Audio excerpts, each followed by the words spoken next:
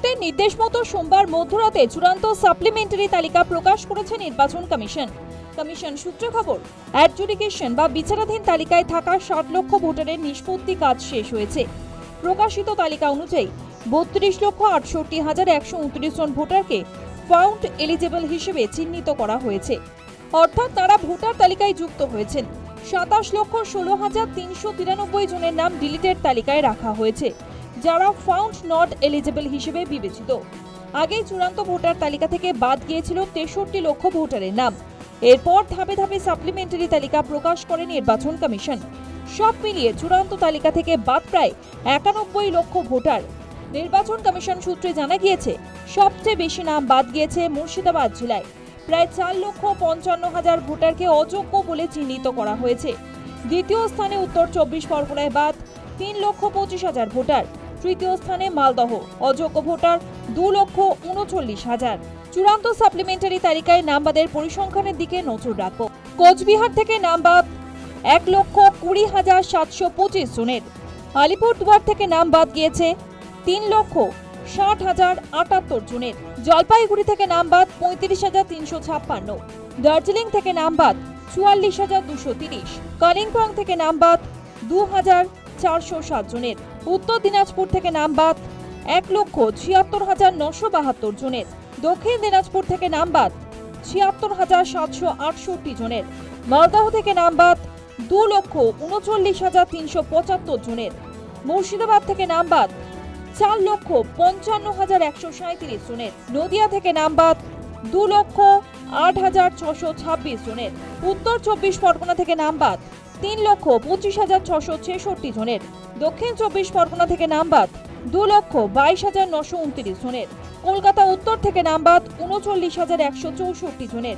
কলকাতা দক্ষিণ থেকে নাম বাদ 28,468 জনের। হাওড়া থেকে নাম বাদ 1,32,151 জনের। হুগলি থেকে নাম বাদ 1,20,813। পূর্ব মেদিনীপুর থেকে নাম বাদ 19,572 জনের। পশ্চিম মেদিনীপুর থেকে নাম বাদ 52,277 জনের। পুরুলিয়া থেকে নাম বাদ 5,942 জনের। বাঁকুড়া থেকে নাম বাদ 6,533 জনের।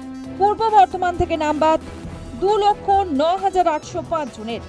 পশ্চিম বর্ধমান থেকে নাম বাদ 74,100 জনের। বীরভূম থেকে নাম বাদ 82,059 জনের। ঝাড়গ্রাম থেকে নাম বাদ 1,240 জনের। মোট নাম বাদ পড়েছে 27,16,393 জনের।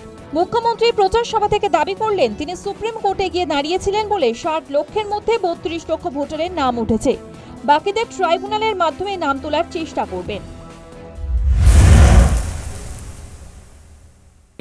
সুপ্রিম কোর্টে আমি নিজে দাঁড়িয়েছিলাম বলে সুপ্রিম কোর্টের নির্দেশ অনুযায়ী যে লিস্ট কালকে বেরিয়েছে, 32 লক্ষ লোকের নাম 60 লক্ষের মধ্যে অলরেডি উঠে গেছে। আর বাদ বাকিটাও আমরা চেষ্টা করব, ট্রিব্যুনালে আমরা চেষ্টা করব। চিন্তা করবেন না, অনেক নাম বাদ গেছে। মুর্শিদাবাদে, উত্তর দিনাজপুরে, মালদাতে, দক্ষিণ 24 পরগনায়, নদিয়ায় উকুন বেছে বেছে নাম বাদ দিয়েছে। বাগদায় মতুয়াদের নাম বাদ দিয়েছে। মুখ্যমন্ত্রীকে পাল্টে আক্রমণ শানিয়ে বিজেপি রাজ্য সভাপতি বলেন, জুডিশিয়ারির উপর প্রেসার দেওয়ার জন্য মুখ্যমন্ত্রী কালো কোট পরে সুপ্রিম কোর্টে পৌঁছে গিয়েছিলেন। এর জবাব নির্বাচন কমিশনকে দিতে হবে। No SIR, no vote.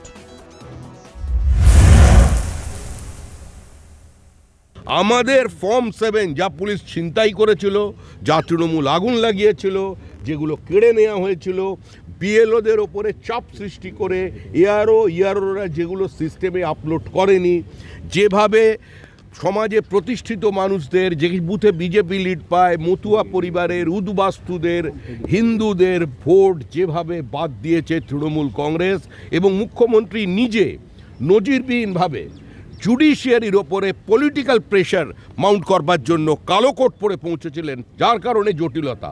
আজকে এর জবাব নির্বাচন কমিশনকে দিতে হবে। আমাদের এই প্রক্রিয়াকে শেষ না করতে দিলে আমরা এসআইআর সম্পূর্ণ মানব না। No SIR, no vote. পশ্চিমবঙ্গে ভোটার ছিল 7,66,00,000। প্রায় 91 লক্ষের নাম বাদ যাওয়ায় পশ্চিমবঙ্গে ভোটার সংখ্যা দাঁড়ালো 6,77,00,000। ভোটমুখী পশ্চিমবঙ্গে নাম বাদ যাওয়া ভোটের রেজাল্টে যথেষ্ট প্রভাব ফেলবে বলে মনে করছে রাজনৈতিক মহল। News time.